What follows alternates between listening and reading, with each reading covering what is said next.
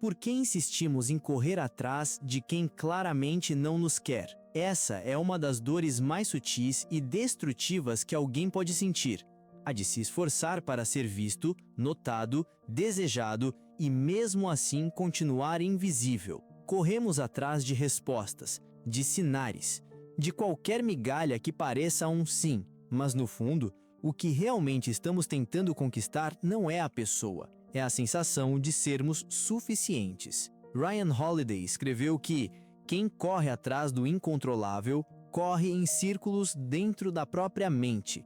E é exatamente isso que fazemos. Tentamos controlar o amor, o afeto e a presença do outro como se fossem tarefas nossas, quando na verdade são decisões que nunca estiveram em nossas mãos. A mente carente transforma a ausência em desafio e o desafio em missão. Mas essa missão nunca termina, porque o que buscamos fora é o que falta dentro. Confundimos validação com amor. Achamos que ser desejado é o mesmo que ser amado e acabamos presos em uma corrida sem linha de chegada, tentando provar que somos dignos do que nunca dependeu de nós. A filosofia estoica ensina que o que é verdadeiramente seu não precisa ser perseguido, apenas cultivado. Nenhum amor autêntico exige perseguição, apenas presença. O que é seu permanece, o que não é, se afasta. E quando você insiste em correr atrás do que se afasta, o que está perdendo não é a pessoa,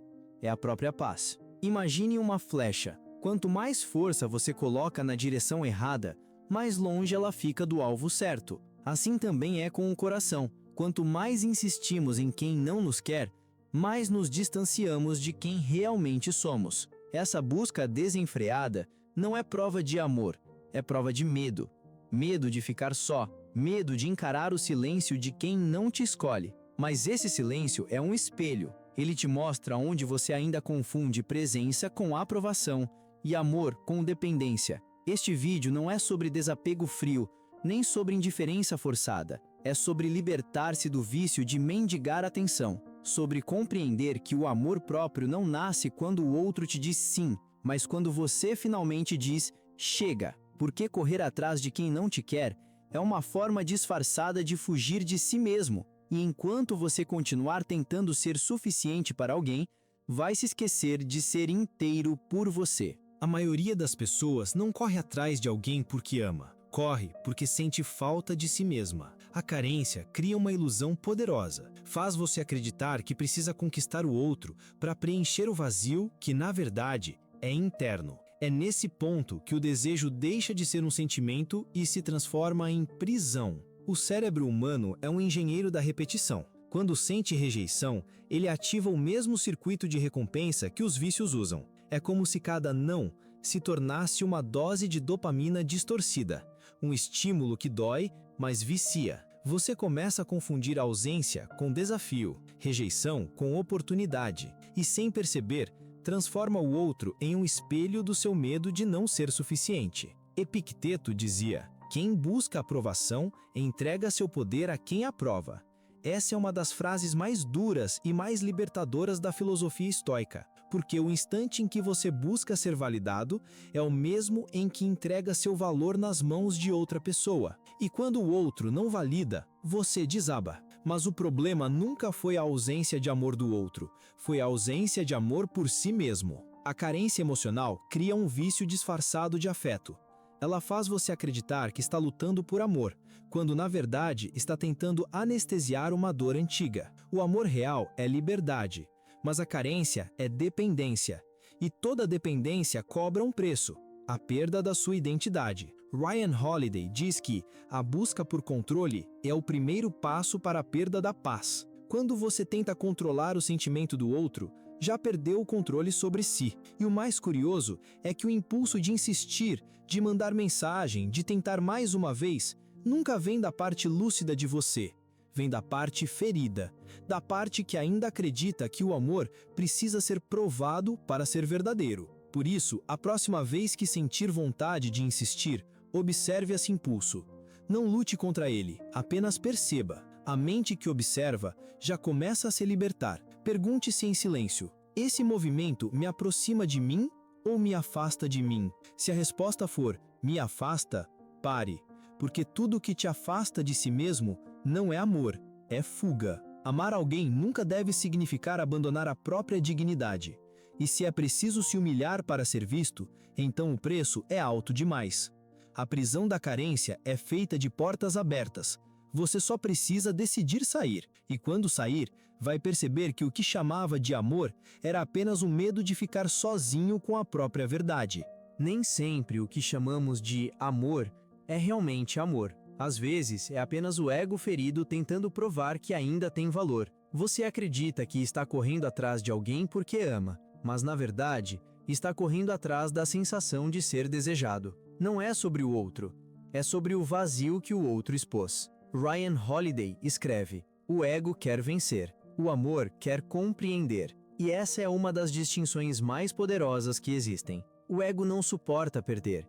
E quando alguém nos rejeita, o ego entende isso como derrota. É por isso que você sente aquela necessidade quase física de insistir, de tentar, de mostrar que é digno. Mas quando o amor é verdadeiro, ele não precisa vencer. Ele apenas quer entender.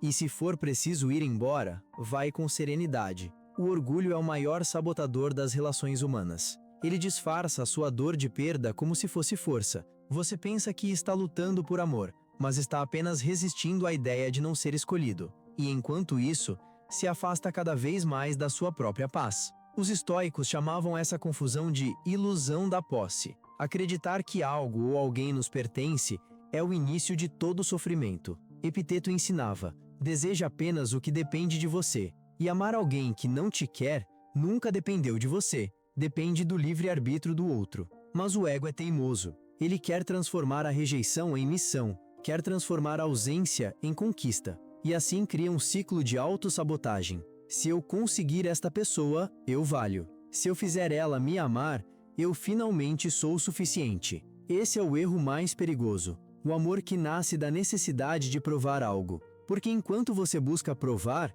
não ama, compete. E ninguém vence em uma guerra emocional. Mesmo que você consiga o que quer, perde a leveza, perde o respeito, perde a si mesmo. O estoicismo nos ensina o que eles chamavam de indiferença ativa. Não é desprezo, é liberdade. Não é fechar o coração, é abrir os olhos. Você pode amar, desejar o bem, sentir saudade, mas sem se escravizar pela resposta. Isso é domínio, isso é maturidade. Correr atrás de quem não te quer é como tentar segurar vento com as mãos. Quanto mais força você usa, menos ar permanece. O amor verdadeiro não precisa de correria. Ele se reconhece no silêncio. Ele flui, não implora. Ele respeita o tempo e a vontade do outro. A verdadeira grandeza não está em insistir, está em poder ir embora com serenidade, porque o amor só é nobre quando nasce da escolha, não da necessidade. E às vezes, a maior prova de amor que você pode dar é parar de correr. Há uma diferença silenciosa, mas devastadora, entre estar apaixonado e estar viciado em alguém. E muitas vezes confundimos uma coisa com a outra. O amor verdadeiro nasce de presença. O vício nasce da ausência. O amor traz paz.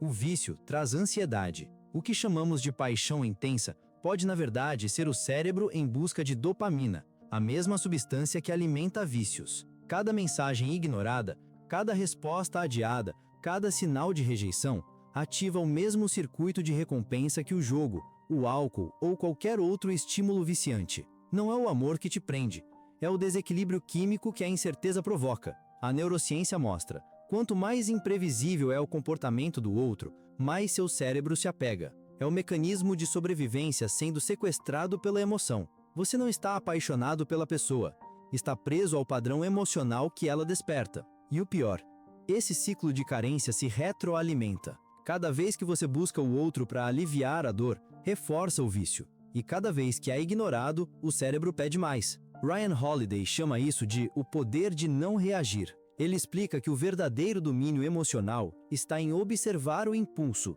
sem ceder a ele. O amor maduro não corre atrás. Ele permanece lúcido mesmo quando o coração grita. O estoicismo ensina: não é o evento que te fere, é o julgamento que você faz dele. A pergunta não é por que ele não me quer, mas por que eu preciso ser querido? Essa mudança de foco é libertadora. Quando você questiona o próprio desejo, você o enfraquece, e quando você o observa sem alimentá-lo, ele perde o poder de te controlar. O cérebro é plástico, ele aprende e desaprende. A isso chamamos neuroplasticidade emocional. Toda vez que você resiste à vontade de mandar mensagem, de insistir, de implorar, você está ensinando sua mente a se libertar. A dor não é um castigo, é o processo de desintoxicação. Imagine a mariposa. Ela vê a luz e acredita que é salvação, mas quanto mais se aproxima, mais se queima. É assim com muitos relacionamentos. Confundimos brilho com calor, presença com amor, e o que deveria nos iluminar acaba nos consumindo. O amor não é um jogo químico, é um estado de clareza, não de carência. Quando você se apaixona por quem não te quer, o que o mantém ali não é o sentimento, é a adrenalina da incerteza. E quando essa adrenalina passa, tudo o que sobra é o vazio que você estava tentando preencher. O amor verdadeiro não grita, não implora e não se vicia. Ele é calmo, ele é livre e começa no momento em que você escolhe deixar de ser refém daquilo que não te escolhe. Há um poder silencioso em simplesmente não reagir, em não correr atrás, em não responder, em não se explicar. Marco Aurélio dizia: a melhor vingança é não se assemelhar ao que te feriu. E há uma força enorme nessa frase, porque o silêncio, quando nasce da consciência, não é fraqueza, é domínio, é a escolha de quem entendeu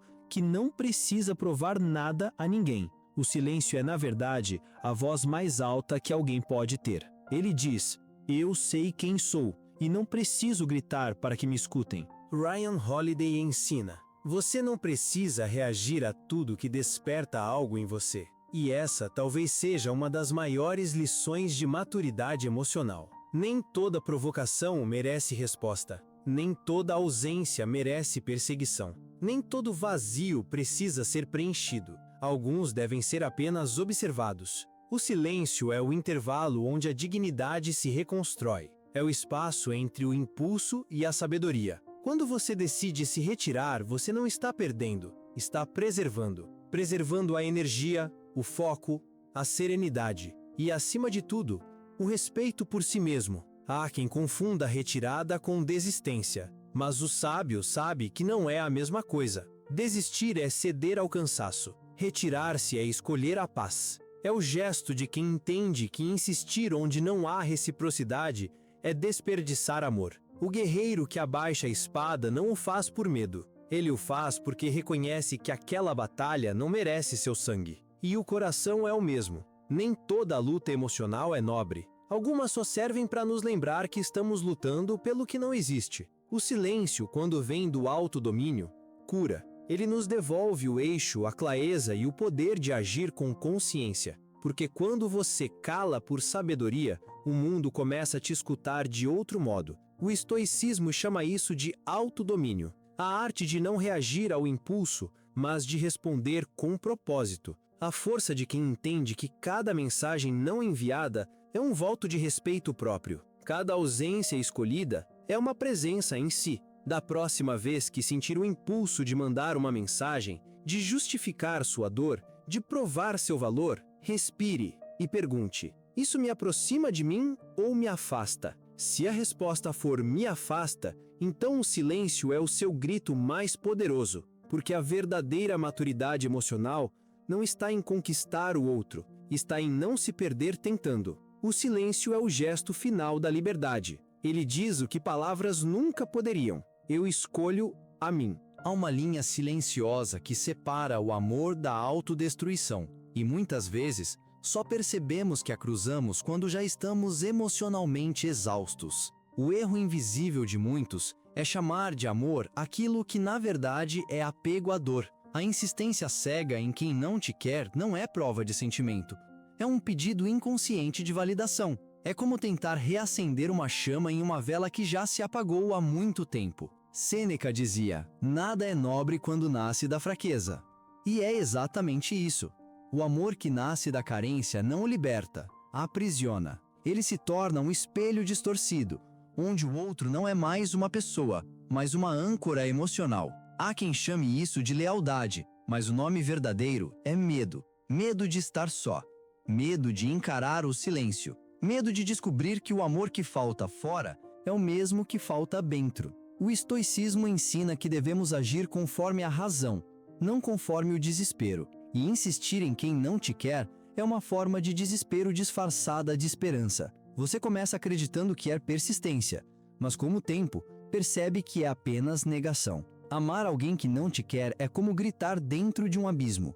Quanto mais alto você chama, mais o eco te devolve o próprio vazio. E no fim, o que dói não é o silêncio do outro, é a surdez que criamos em nós mesmos para não ouvir a verdade. A dignidade emocional é a fronteira que protege o amor de se transformar em desrespeito. Quando você precisa se diminuir para caber no espaço do outro, já não é amor, é submissão. Quando você ignora sinais claros de desinteresse, não está sendo fiel, está se traindo. O verdadeiro amor, segundo Marco Aurélio, nasce da virtude.